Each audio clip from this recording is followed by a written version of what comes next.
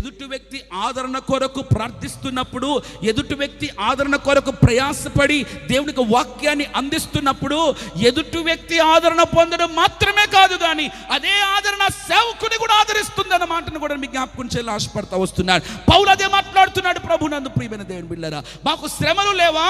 శ్రమలు ఉన్నాయి. మా కష్టాలు లేవా? కష్టాలు ఉన్నాయి. మాకు అనారోగ్యాలు లేవా? అనారోగ్యాలు ఉన్నాయి. అయినప్పటికీ ఎట్టి ఆదరణతో అయితే మేము ఆదరింపబడుతున్నామో, ఎట్టి ఆదరణ చేత మేము ఆదరించబడి ధైర్యముగా ప్రతి పరిస్థితిని ఎదుర్కొనగలుగుతున్నామో, అదే ఆదరణ చేత వాక్యం అంటుంది కాదు, పౌలు మాట్లాడుతున్నాడు, ఎట్టి శ్రమలోనున్న వారినైనా ఆదరించుటకు ఆ ఆదరణకర్త అయినటువంటి దేవుడు మమ్మలను ఆదరించుచూ ఉన్నాడు. చేతులపై గర్భ స్తోత్రం చెప్పండి.